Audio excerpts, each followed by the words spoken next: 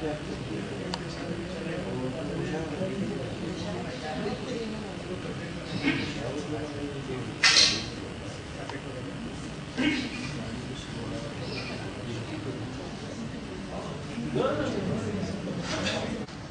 ہی دیر میں جلسے کا آغاز ہو سکتا ہے۔ سب سے پہلے میں ہمارے دلی سے آئے ہوئے مہمان جناب انیس اعظمی صاحب سے درخواست کرتا ہوں، مؤدبانہ درخواست کرتا ہوں کہ وہ شہ نشین پر تشریف لائیں۔ ممبئی سے تشریف لائے ہیں، میں ان سے بھی درخواست کرتا ہوں کہ وہ شہ نشین پر تشریف لائیں۔ ساتھ ہی کرناٹک اور اردو کے تشریف لا رہی ہیں۔ ایک اور مہمان خصوصی محترمہ بی ٹی للیتا نائک راستے میں ہیں، کچھ ہی دیر میں وہ ہمارے ساتھ ہوں گے۔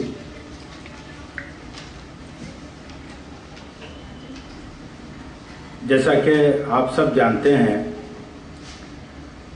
آج کا یہ پروگرام اپنی نوعیت کا ایک بہت ہی ڈرامائی قرت یا ڈرامائی پیشکش، اور ان خطوط کو ڈرامائی انداز میں پیش کر رہے ہیں جناب انیس اعظمی صاحب۔ میں انیس اعظمی صاحب کے بارے میں اور ان کے اس فن کے بارے میں آپ کو بعد میں تفصیل سے بتاؤں گا۔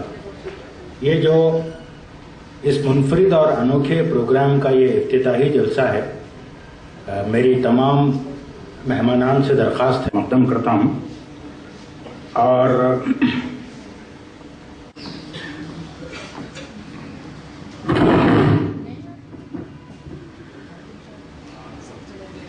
معزز سامعین اکرام، خواتین حضرات، السلام علیکم۔ آج توقع کے بالکل متضاد بہت کم لوگ یہاں تشریف فرما ہیں۔ جمہوریت میں گو کہ تعداد گنی جاتی ہے، لیکن فنون لطیفہ کی جب بات آتی ہے تو وہاں کوالٹی دیکھی جاتی ہے۔ تو میں سمجھتی ہوں کہ کم تعداد گو کہ ہے، لیکن آپ میں کا ہر شخص اپنی جگہ ایک چاہنے والا ڈرامے کو، ڈرامائی فن کو، ادب کو، زبان کی چاہت رکھنے والا ہے۔ اس لحاظ سے یہ محفل میرے لیے بہت بڑی محفل ہے۔ آج میں آپ تمام کا استقبال کرتی ہوں،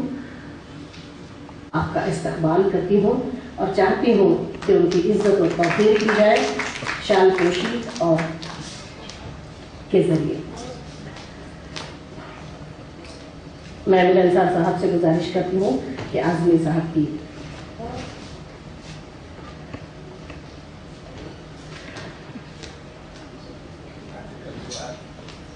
یہ ہمارے یہاں کا طریقہ روایت تربیت ہے۔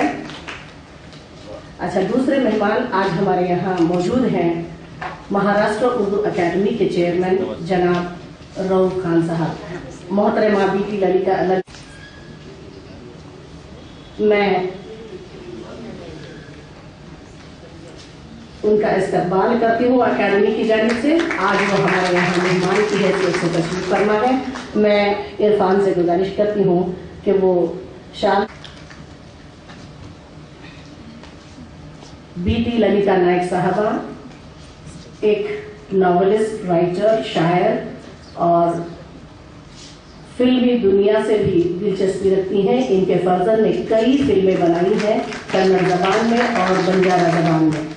یہ آج ہمارے ساتھ موجود ہیں۔ میں ہم اپنی پڑوسی ریاستوں کے ادبی شخصیتوں کو مدعو کرنا چاہتے ہیں۔ ہم نے یہ سلسلہ شروع کیا ہے، اس سے پہلے بھی ہم نے کیرلا یونیورسٹی کے ہیڈ آف دا ڈپارٹمنٹ کو مدعو کیا تھا، تو آج یہ ہمارے درمیان ہے۔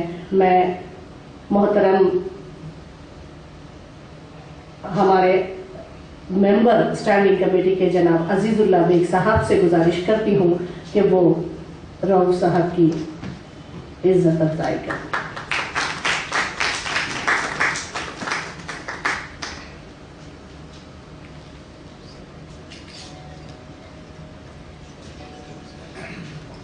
میں اس سے زیادہ وقت لینا نہیں چاہتی۔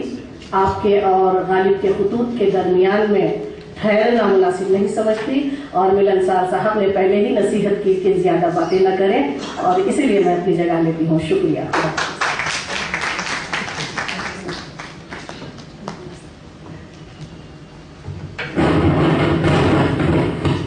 एकेडमी के रुकन है और स्टैंडिंग कमेटी के रुकन है, उनसे दरख्वास्त करता हूँ कि बराए करम मशीन पर तशरीफ लाई। अब जैसा कि मैंने आपसे कहा कि दो हमारे खास मेहमान हैं, हम उनसे उनके ख्यालात सुनेंगे और उसके बाद अनीस आज़मी साहब से दरख्वास्त करेंगे। मैं सबसे पहले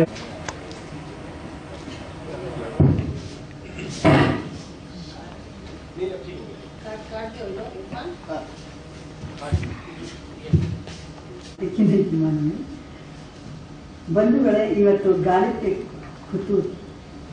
ಮಿರ್ಜಾ ಗಾಲಿಬ್ರವರ ಪತ್ರಗಳ ಈ ಒಂದು ನಾಟಕ ರೂಪ ಶ್ರೀ ಅನೀಸ್ ಆಜ್ಮಿ ಅವರು ಓದ್ತಾ ಇದ್ದಾರೆ। उर्दू अकेडमी दिल्ली से आप आए हैं, आप पढ़ रहे हैं, बहुत बहुत आपको धन्यवाद दे रही हूँ। ಇಲ್ಲಿ ಮೇಡಮ್ ಡಾಕ್ಟರ್ ಫೌಜಿಯಾ ಚೌಧರಿ ಅವರು ಈ ಕರ್ನಾಟಕದಲ್ಲಿ उर्दू अकेडमी ಒಂದು ಹೊಸ ಸ್ವರೂಪವನ್ನು ಕೊಡ್ತಾ ಇದ್ದಾರೆ।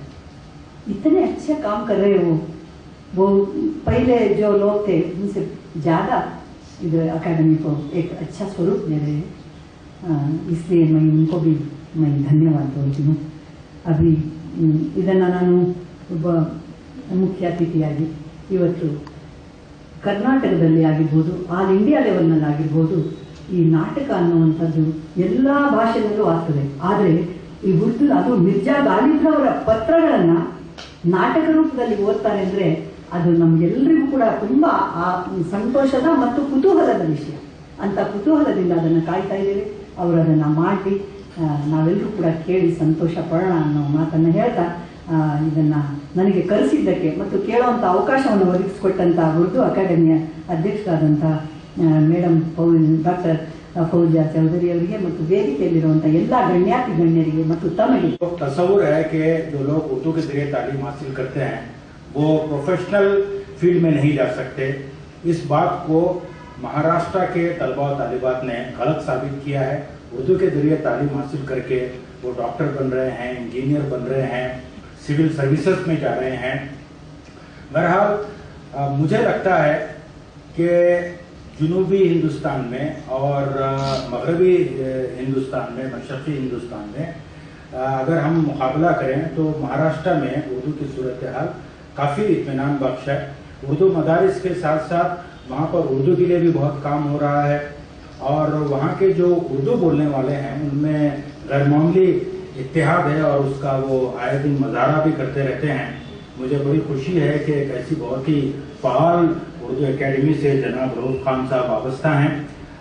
आपसे पहले जो एकेडमी के सदूर रहे हैं उन्होंने भी यकीनन बहुत अच्छा काम उर्दू के आता है तो है महाराष्ट्र।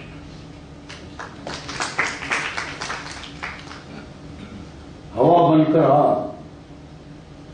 हवा बनकर मेरे पास आ, तुझे खुशबू बना दूंगा। हवा बनकर मेरे पास आ, तुझे खुशबू बना दूंगा। तू कोई भी जुबा हो, मैं तुझे उर्दू बना दूंगा। और तेरे लहजे से लोबान की खुशबू नहीं आती, ये तेरी बदनसीबी है कि तुझे उर्दू नहीं आती।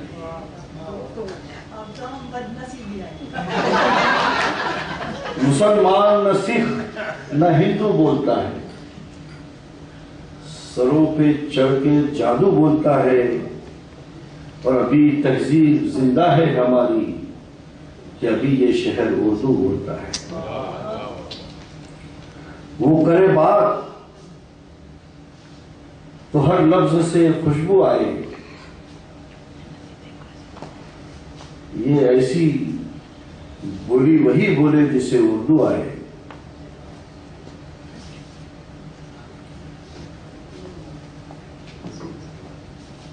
हमने हमारे महाराष्ट्र में उर्दू को सिर्फ मुशायरों के हद तक नहीं रखा, बल्कि اردو کو مراٹھی سے اور اردو تعلیم سے اس کو جوڑنے کی کوشش کی ہے، کیونکہ تعلیم جو ہے ایک وسیع میدان ہے. ہمیں صرف وہاں اس میں وہ میڈم کو دیا ہوں، اس میں ہم نے اساتذہ کے لیے بھی بہت سی اسکیمیں رکھی ہے. بچوں کے SSC اور HSC بورڈ کے جو بچے ہیں ہمارے مہاراشٹر اسٹیٹ میں 8 بورڈ ہیں، ان کے لیے بھی ہم نے ان کی حوصلہ افزائی کے لیے، کیونکہ ہمارے ضلع پریشد کی جو اسکول ہوتی ہے اعظمی صاحب، تو 12 آدرش ٹیچر پرسکار دیے جاتے ہیں، لیکن اس میں اردو کا ہر ڈسٹرکٹ میں 1 نمبر لگ گیا تو لگ گیا، ورنہ وہ 12 کے 12 جو ہے وہ مراٹھی داغ کو جاتے ہیں. ہم نے یہ فیصلہ لیا ہے کہ پورے مہاراشٹر اسٹیٹ ہمارا جو پریشد کی جتنی اردو اسکولیں ہیں ان کے آدرش ٹیچر پرسکار کے لیے ان کو باقاعدہ 15,000 روپے کی رقم کے ساتھ ان کو آدرش شکشک پرسکار دیا جائے گا. ایسے ٹیچر جو بڑی ایمانداری اور دیانتداری سے جو کام کر رہے ہیں، جو اپنی کلاس میں کرسی رکھنا بھی پسند نہیں کرتے ہیں، ایسے حضرات کو ہم بڑی باریکی سے چھان بین کر ان کو ان کی حوصلہ افزائی کے لیے ان کو 15,000 روپے کی رقم اور SSC کے 10,000 روپے اور سیکنڈ تھرڈ انعام کے ساتھ مکھیہ منتری اور گورنر کے ہاتھوں سے ان کو جو ہمارا فنکشن ہوتا ہے اس میں ان کو ایوارڈ سے نوازا جائے. اور ہم نے جو غیر اردو دار ہیں وہاں ان کو اردو سیکھنے کے لیے ہمارے اکیڈمی کے صدر جناب رؤف خان صاحب سے درخواست کرتا ہوں کہ وہ عنایت اللہ شریف صاحب کی خدمت میں تہنیت پیش کریں.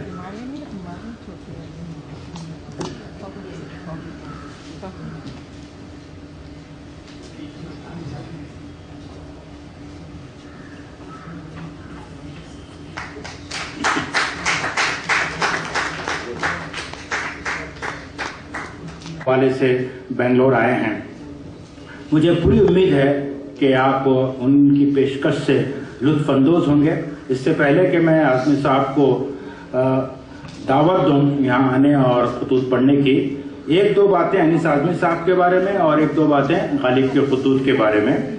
اب غالب کے جو خطوط ہیں، چاہے وہ فارسی کے ہوں یا اردو کے، ان کی اپنی تاریخی اہمیت ہے، ادبی اہمیت ہے اور شخصی اہمیت بھی ہے.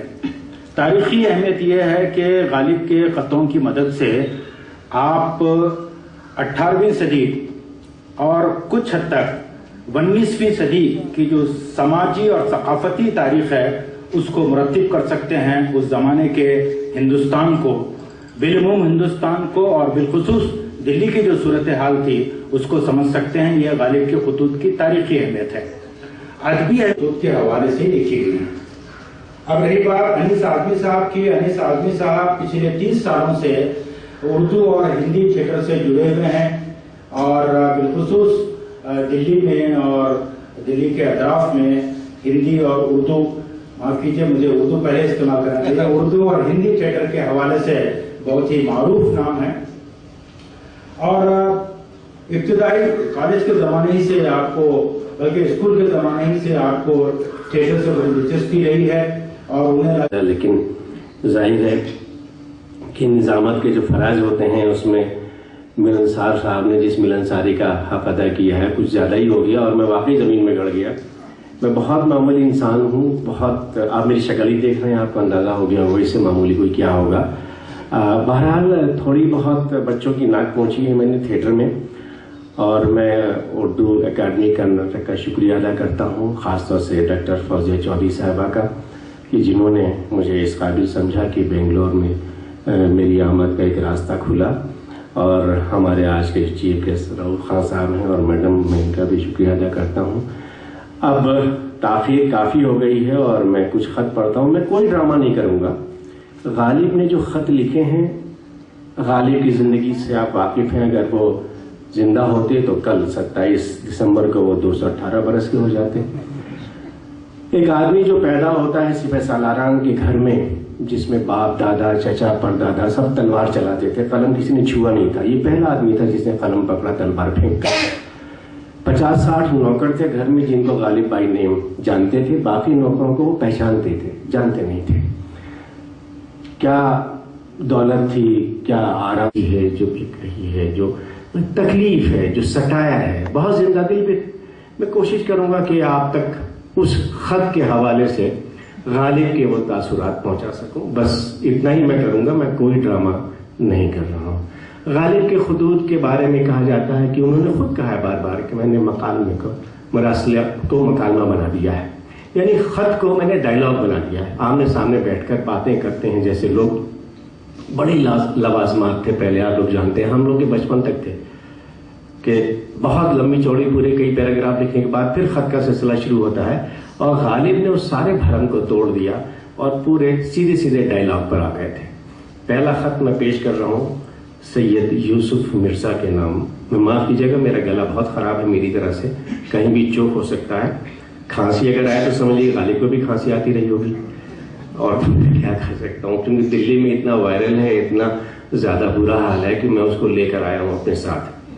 यूसुफ मिर्जा को ये खत लिख रहे हैं, और जो मैंने अभी अर्ज किया है कि वो बिल्कुल मकालमे की तरह से दो लोग बैठे हुए बातचीत कर रहे हैं, खत का सिलसिला वो होता था। और गालिब उनको हमें अपने बेटे की तरह मानते थे। उनके वालिद जो थे हुसैन मिर्जा, वो गालिब के बहुत करीबी दोस्त थे। 1857 के बाद जिनको गोली मार दी गई थी, तो यूसुफ मिर्जा से वो बात कर रहे हैं। इसमें एक लफ्ज आएगा, वो भी मुझे फौजिया साहिबा ने कहा था कि भाई कुछ हमारे स्टूडेंट्स भी होंगे, कोई लफ्ज मुश्किल है तो उसका मतलब बता देना। यहाँ एक लफ्ज आएगा महल। महल जो है वो हमारे जैसे आम आदमी की बीवी को तो बीवी कहते हैं, लेकिन जो राजा महाराजा थे उनकी बीवी को, बेगमात को महल कहा जाता था। मुमताज महल, जीनत महल, इस तरह से महल का मतलब यहाँ लफ्ज का मतलब बेगमात है। अब खत सुनिए। कोई है जरा यूसुफ मिर्जा को बुलाइयो, लो साहब वो आ गए। बैठो मियां, मैंने कल खत तुमको भेजा, मगर तुम्हारे एक सवाल का जवाब रह गया। अब सुन लो। तफजुल हुसैन खां अपने मामू मोइदुद्दीन खां के पास मेरठ हैं, शायद दिल्ली आए हों, मगर भाई मेरे पास तो नहीं आए। वालिद उनके गुलाम अली खां अकबराबाद में हैं, मकतबदारी करते हैं, लड़के पढ़ाते हैं और रोटी खाते हैं। तुम लिखते हो कि 50 महल वाजिद अली शाह के कलकत्ते गए। तुम्हारे मामू मोहम्मद कुली खां खत में लिखते हैं कि शाहे अवध बनारस आ गए। इस खबर का उस खबर के साथ मुनाफात नहीं। मुमकिन है उधर से आप बनारस को चले हों, इधर से बेगमात को वहां बुला लिया हो, मगर मेरी जान हमको क्या। आलम पसे मर्ग मां चे दरिया चे शराब। गालिब। दूसरा खत ये है, गोविंद साहब उनके काफी अजीज हैं और दिल्ली के रहने वाले हैं, शायरी से इश्क है, और आगरे चले गए थे, वहीं के तंगो हो गए थे। गालिब उन्हें खत लिख रहे हैं। इसमें एक लफ्ज है गुड़ चाल की शराब। ये रम जो कहलाती है ये गुड़ से बनती, इसको वो गुड़ चाल की शराब कह रहे हैं। और निर्ख रेट को कहते हैं। बाकी बैलगाड़ी की डाक, उस वक्त डाक बैलगाड़ी से चला करती थी, उस पर पार्सल भी जाया करता था, तो वो डाक से भेज दो का मतलब है बैलगाड़ी के थ्रू पार्सल से भेज दो। ये खत सुनिए। बरखुरदार, बहुत दिन हुए कि मैंने तुमको खत लिखा है, अब इस खत का जवाब जरूर लिखो और जल्द लिखो। 2 सवाल हैं तुमसे। एक तो ये कि मशहूर है कि नवाब गवर्नर जनरल बहादुर इलाहाबाद से कानपुर आ गए। कोई कहता है आए नहीं, आवेंगे। इसका हाल जो कुछ तुमको मालूम है लिखो। دوسرا سوال یہ ہے کہ 2 قسم کی انگریزی شراب، ایک تو کانسٹینل اور ایک اولڈ ٹام، یہ میں ہمیشہ پیا کرتا تھا، اور یہ دونوں قسم 20 روپے حد 24 روپے درجن آ جاتی تھی۔ اب یہاں پہلے تو نظر نہیں آتی تھیں، اب 50 روپے اور 60 روپے درجن آتی ہیں۔ وہاں تم دریافت کرو کہ اس کا نرخ کیا ہے، اور یہ معلوم کرو کہ بطریق ڈاک یہاں پہنچ سکتی ہے یا نہیں۔ یہ دونوں امر دریافت کر کے مجھ کو جلد لکھو۔ اگر بقیمت مناسب ہاتھ آئے اور اس کا بھیجنا ممکن ہو تو میں روپیہ ہونی کے ذریعے تم کو بھیج دیتا ہوں، تم خرید کر بیل گاڑی کی ڈاک پر روانہ کر دو۔ جاڑوں میں مجھے بہت تکلیف ہے، اور یہ کم وقت گل چال کی شراب میں نہیں پیتا، یہ مجھ کو مذلت کرتی ہے اور مجھے اس سے سخت نفرت ہے۔ ضروری جواب طلب، از جانب غالب جاں بلب۔ کیوں صاحب، یہ چچا بھتیجا ہونا اور شاگردی اور استادی سب پر پانی پھر گیا۔ اگر کوئی 1500 کی چیز ہوتی اور میں تم سے مانگتا تو خدا جانے تم کیا غضب کھاتے۔ میرا کلام خرید محض 8-10 روپے کی، سو وہ بھی میں نہیں کہتا کہ مجھ کو دے ڈالو۔ تم کو مبارک رہے، مجھے مستعار دو، اسے دیکھ لوں، نقل کر لوں، جو میرے پاس نہیں ہے اس کے بعد واپس بھیج دوں گا۔ اس طرح کی طلب پر نہ دینا دلیل اس کی ہے کہ مجھ کو جھوٹا جانتے ہو، میرا اعتبار نہیں، یا مجھ کو آزار دینا اور ستانا باطل مطلوب ہے۔ بھائی وہ کتاب ابھی میرے آدمی کو دے دو، باللہ واللہ اس میں سے جو میرے پاس نہیں ہے نقل کر کے تم کو دے دوں گا۔ اگر تم کو واپس نہ دوں تو مجھ پر لعنت، اور تم میری قسم کو نہ مانو اور کتاب حامل رقعہ کو نہ دو تو تم کو آفرین۔ غالب، ڈھرے ہوئے اردو بازار کے رہنے والے، حسد سے لکھنؤ کو برا کہنے والے، نہ دل میں مہر و عذرم، نہ آنکھوں میں حیا و شرم۔ نظام الدین ممنون کہاں، ذوق کہاں، مومن خاں کہاں، آزردہ خاموش دوسرا غالب، وہ بے خودو مدہوش۔ نہ یہ نہ تھی ہماری قسمت کہ وصال یار ہوتا اگر اور جیتے رہتے، یہی انتظار ہوتا، یہ نہ تھے ہماری قسمت۔ تیرے وعدے پر جیے ہم، जान झूठ जाना कि खुशी से मर न जाते अगर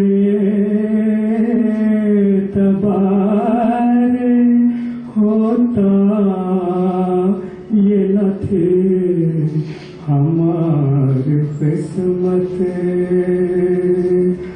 कोई मेरे दिल से पूछे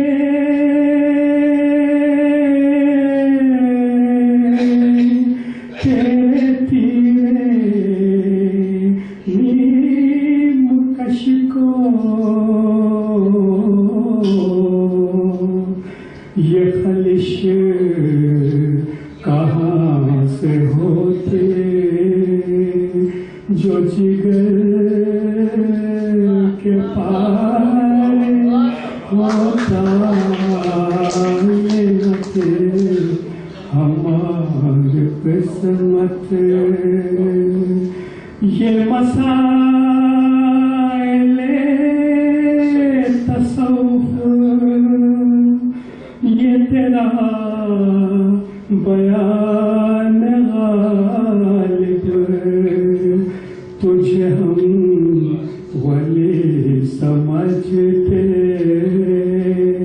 जो नबादहार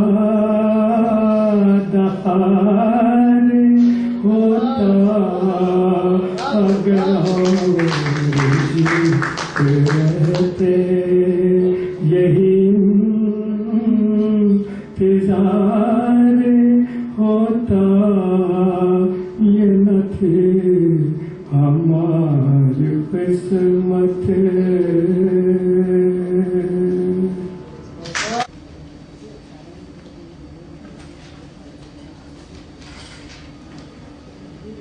गालिब और पेंशन को आपने बात पढ़ा होगा, बहुत सुना होगा कि वो बहुत परेशान रहते थे, पूरा कहाँ कहाँ का सफ़र किया और कैसे कैसे ड्यूरिंग पे सलाम करना पड़ा उनको। अच्छा, मेरी कोशिश ये भी रहती है कि जिस तरह से वो तलफ़्फ़ुज़ था उनके ज़माने में जो मैंने सुना है, मैं उस पर कोशिश करता हूँ। जैसे वो पेंशन को पिंसन लिखा है उन्होंने, पिंसन कहते थे, अंग्रेज़ को इंग्रेज़ कहते थे, 500 को 500। तो वो तलफ़्फ़ुज़ मेरी कोशिश रहेगी जो गालिब के यहाँ था मैं आप तक उसको पहुँचाऊँ जितना मुझे लोगों से पता चला है। मीर मेहदी हुसैन मजरू के नाम ये ख़त है और वो ख़त लिख रहे हैं, बार बार 3-4 ख़त आ चुके कि पेंशन का क्या हुआ, पेंशन का क्या हुआ। तो वो उसके जवाब में बहुत मुख्तसर ख़त है। मियाँ तुमको पेंशन की क्या जल्दी है, हर बार पेंशन पेंशन क्यों पूछते हो, पेंशन जारी हो और मैं तुमको इत्तला न दूं, अभी तक कुछ हुक्म नहीं, देखो क्या हुक्म हो और कब हो। मीरन साहब जयपुर पहुंचे, तुम शाहपुरी बताते हो, शायद सतैफी आ गई है। तो एक जगह पहले 2 पैराग्राफ में तो वो जिक्र है, दूसरे में वो उनका सूनापन, अकेलापन, तन्हाई, बेबसी, कोई आओ कोई मिलो, वो 2 तरह की इसमें कैफियत हैं। तो मुंशी हरगोपाल तुफ्ता को ये लिख रहे हैं और उमराव सिंह की शादी का जिक्र है। साहिब तुम्हारा खत आया, मैंने अपने सब मतालिब का जवाब पाया, उमराव सिंह के हाल पर उसके वास्ते मुझको रहम और अपने वास्ते रश्क आता है।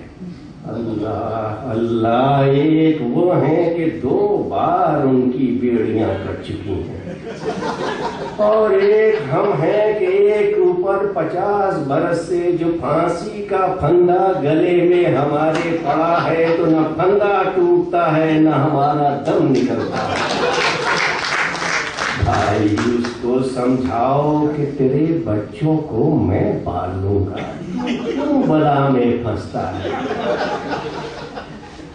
मुझको देखो कि न मैं आजाद हूं न मुक़य्यद, نہ رنجور ہوں نہ تندرست، نہ خوش ہوں نہ ناخوش، نہ مردہ ہوں نہ زندہ ہوں، جیے جاتا ہوں باتیں کیے جاتا ہوں، روٹی روز کھاتا ہوں، شراب گاہ گاہ پیے جاتا ہوں، جب موت آئے گی مر رہوں گا، نہ شکر ہے نہ شکایت ہے، جو تقریر ہے بس ابیل حکایت ہے، جہاں رہو جس طرح رہو جس حال میں رہو بھائی، ہفتے میں ایک خط ہمیں بھی لکھ دیا کر، نجات کا طالب غالب۔ 10 کی عمر ہے، 50 برس عالم رنگ و بھو کی ہم نے بھی سیر کی ہے، ابتدائے شباب میں ایک مرشد کامل نے نصیحت کی تھی کہ ہم کو زہد و ورع منظور نہیں، ہم نے مانا فسق و فجور نہیں، کھاؤ پیو مزے اڑاؤ، مگر یہ یاد رہے کہ مصری کی مکھی بنو، شہر کی مکھی ہرگز نہ بنو۔ سو میرا اس نصیحت پر عمل رہا، بھائی کسی کے مرنے کا وہ غم کرے جو آپ نہ مرے، کیسی اشک فشانی کہاں کی مرثیہ خوانی، آزادی کا شکر بجا لاؤ غم نہ کھاؤ، اور اگر ایسی ہی اپنی گرفتاری پر خوش ہو تو بھائی چننا جان نہ سہی منا جان سہی۔ ہے جب میں بہشت کا تصور کرتا ہوں اور سوچتا ہوں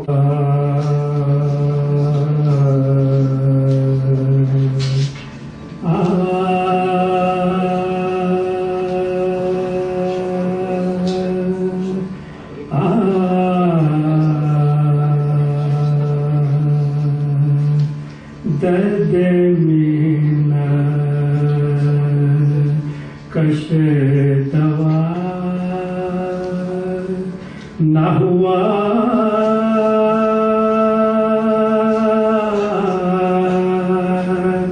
من اچھا ہوا برا نہ ہوا، درد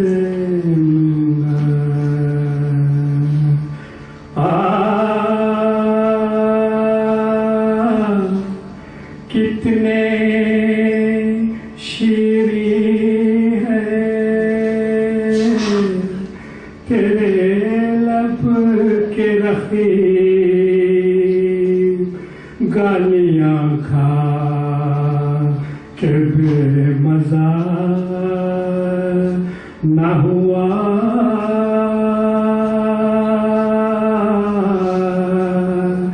گالیاں کھا کے بے مزہ نہ ہوا، درد کیا وہ نمرود کی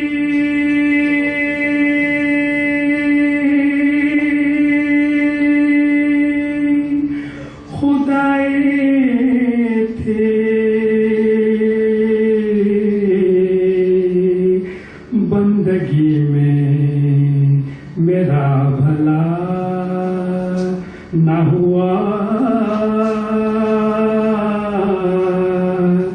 بندگی میں میرا بھلا نہ ہوا،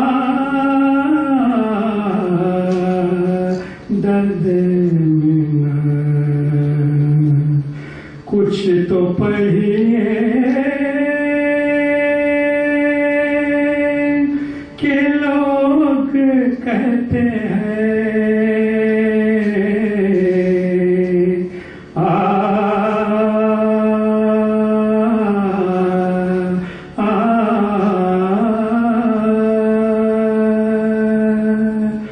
کچھ تو پڑھیے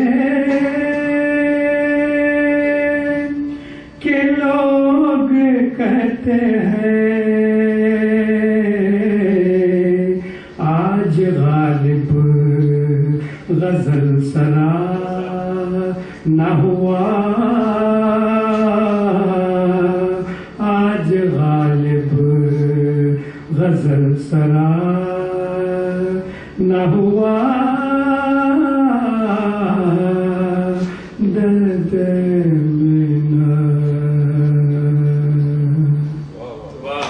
کے بعد غالب خط کا جواب لکھنے بیٹھے ہیں. پھر خط آتا ہے کہ اللہ نے جو بیٹا دیا تھا وفا تھا، وہ اچھی روح اور اچھی قسمت لے کر آیا تھا، وہ یہاں رہ کر کیا کرتا. ہرگز غم نہ کرو، ایسی ہی اولاد کی خوشی ہے، خدا تم کو خوش رکھے، تم ابھی خود بچے ہو، اولاد بہت، نانا نانی کے مرنے کا تاچی ہے غم دل اس کو سنائے نا، بنے کیا بنے بات جہاں بات بنائے نا، بنے نکتہ چی ہے غم دل، کھیل سمجھا ہے کہیں چھوڑ نہ دے، بھول نہ جا، کاشیوں بے ہو کے بن میں نکلتا ہے. یہ کچھ اس طرح کی بات ہے. منشی ہرگوپال تفتہ ظاہر ہے کہ غالب کے قریب 80 خط ان کو لکھے ہیں، تو کس قدر قربت رہی ہوگی. اس میں وہ کچھ دل سے دل کی بات والی بات ہے، اور غالب کو لگ رہا ہے کہ اب شاید میں دوبارہ بس نہیں پاؤں گا. 1857 کے فوراً بعد کا یہ خط ہے، لیکن ٹوٹ بہت گئے ہیں. اب آپ اس میں ملاحظہ فرمائیے. رکھیو غالب مجھے اس تلخ نوائی میں معاف، رکھیو غالب مجھے اس تلخ نوائی میں معاف، آج کچھ درد میرے دل میں سوا ہوتا ہے. بندہ پرور، تم کو یہ لکھا جاتا ہے کہ میرے دوست قدیم میر مکرم صاحب کی خدمت میں میرا سلام کہنا، اور یہ بھی کہنا کہ اب تک جیتا ہوں، اور اس سے زیادہ میرا حال مجھ کو بھی نہیں معلوم. مرزا سلامت، بات تسلیم معروض ہے، آج شہر میں شہرت ہے کہ حضرت امیر المسلمین نے مفتی صدر الدین مرحوم کی زوجہ کو 500 روپے ان کی تدفین کے واسطے رامپور سے بھیجے ہیں. فقیر کو بھی توقع ٹھہری کہ میرا مردہ بے گورو کفن نہ رہے گا. میں اپنی حقیقت عرض کرتا ہوں، آخری عمر میں 3 التماسیں ہیں آپ سے. تمام خواتین و حضرات کا اپنی طرف سے اور غالب کی طرف سے شکریہ ادا کرتا ہوں. خدا حافظ.